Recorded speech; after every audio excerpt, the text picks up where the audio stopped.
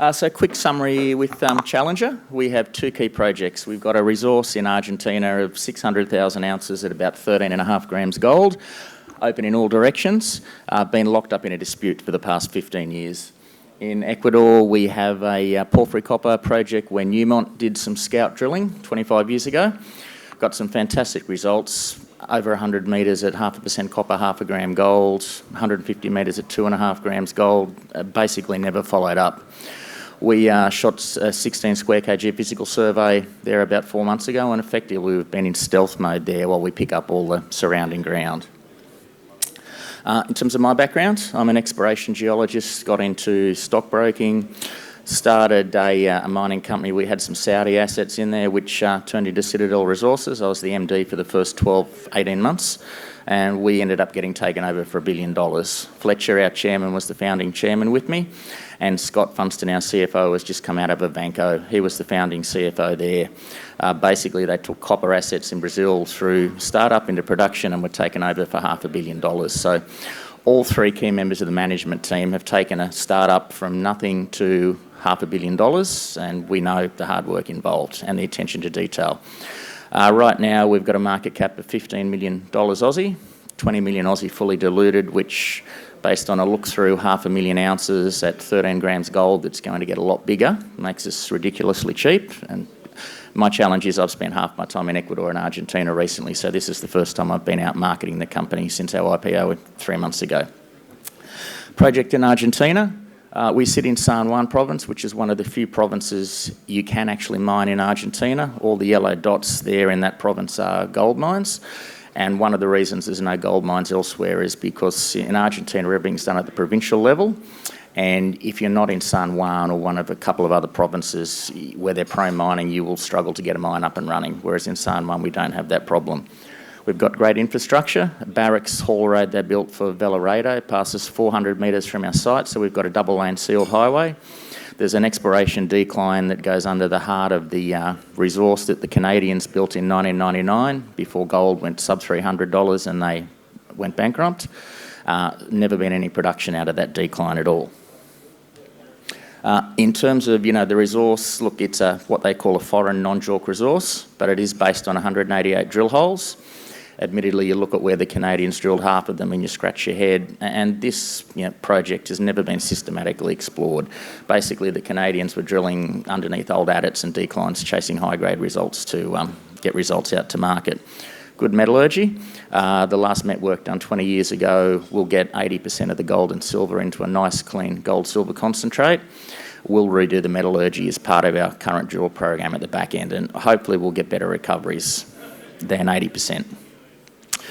Just quickly on the ore body, so on the right there is a plan view. Looking down, what you've had is a series of east-west basin-wide faults, mineralising fluids from a porphyry. We think there's a porphyry system sitting below this somewhere, have come up the faults. You've then got north-south dipping beds, and you've sort of replaced the limestone beds. So you have east-west and north-south vertical bodies, a couple of metres wide, going 10 to 20 grams gold.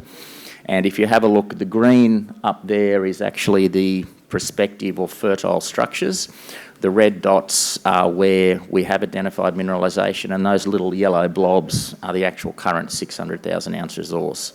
So, I mean, this is a very big system. If this was in Kalgoorlie, it would have 2,000 drill holes, probably down to 1,000 metres. We've got 180 drill holes, half of which aren't valid, and there's been 2 drill holes deeper than 200 metres. So, this system is open everywhere, and we expect it'll get much, much larger.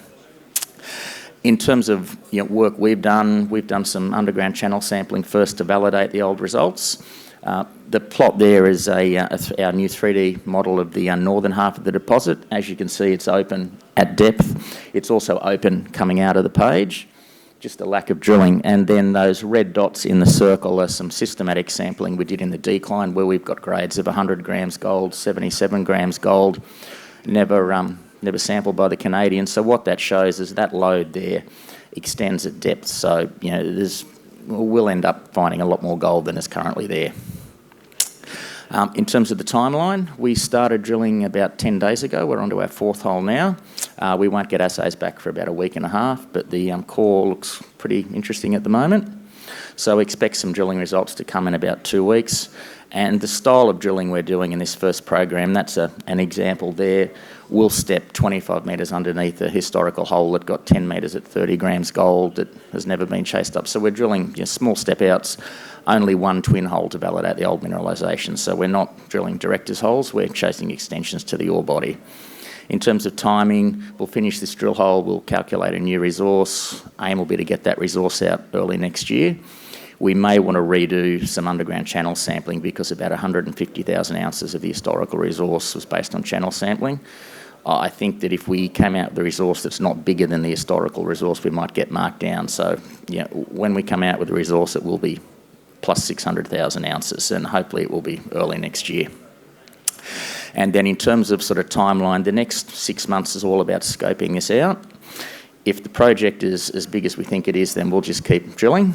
If all it is 600,000 ounces, we've got a nice route into production where we can get a brand new float plant out of China for 12 million US, double that for site works, and that'd see us produce 65,000 ounces a year, $600 or $700 gold. And just to put the project in context, Bellevue, who are here today and have done a great job there, some of the recent Bellevue intersections. On the right-hand side are some of our intersections, and I haven't pulled some of the higher grade met holes out. They've done a great job. They were capped at $20 million 2 years ago. They've got 1.8 million ounces. They're capped at 300 million. We've got 600,000 ounces at a similar grade, open everywhere, and we're capped at 20 million fully diluted. So that's just a bit of market context as to why I think we're cheap. Ecuador, very quickly, we sit right down on the southern end of Ecuador, just where the sort of Andean fold belt kinks, which is a great locus for big porphyry deposits. We're about 8 k's from the Cangrejos deposit, which is a 10 million ounce ore body and growing, going through DFS at the moment. Might just talk about some of the historical results which are up there. This was all done by Newmont back in 94, 95, all done by Ecuadorian geologists. I know no Newmont personnel ever went to site because they were busy. There's 3 or 4 holes there that ended in better than 5 grams a tonne gold mineralisation that were never followed up. The first 5 holes, 3 of those intersected over 150 metres at half a gram gold with visible chalcopyrite or copper in the core, and they were simply never assayed for copper and never followed up. So this project has been sitting with some artisanal miners for 20 years. A good friend of mine, a geo I work with in Brazil, was their geo on site, and when they ran out of money, he called me. So this property wasn't on the market. I was just lucky to pick it up. This is the model. So what you see is the historical Newmont results are in these high-grade vertical breccia pipes with the porphyry sources at depth, and you look at Cangrejos, which is the 10 million ounce ore body on strike. That's interbedded breccia pipes, porphyry, diorites, exactly the same age, exactly the same mineralisation as us. We've got 1 hole in a similar size there to Cangrejos, and if you just sort of look at the porphyry sources of the model, I'll roll through to the work we've done, which is basically a fairly big geophysical program. This is our sort of east-west section, so resistivity. So what you can see there is basically 3 porphyry sources at depth there. That black line is one of the first Newmont holes. It intersected 200 metres at half a gram gold with visible chalcopyrite in a porphyry that was never followed up. So we've got 3 massive porphyry targets down there that we know they're all mineralised. And this is a north-south line across the heart of where these breccia pipes are. So you can see the 3 historical drill holes there that got over 100 metres at 0.5% copper, 0.7 grams gold, really just tagged the top of this anomaly. And we've measured the chargeability response in the core as part of tying in the geophysics. And what you see is a pretty linear relationship, higher chargeability, more sulfides, more grade. So you go 200 metres down dip and this IP anomaly widens up to be 300 metres wide, 3 times the response that was in those top holes. That's a 100 million tonne envelope. 300 metres to the other side there, there's a second chargeability response that's blind. We've gone and mapped its surface there, and what you see is that all of these rocks are copper stained. That's a 100 million tonne envelope as well. So we've got some fantastic drilling targets that we'll get to in Ecuador, hopefully in the next, tie up the ground around us in the next 2 or 3 weeks, and then we can start to talk about the project.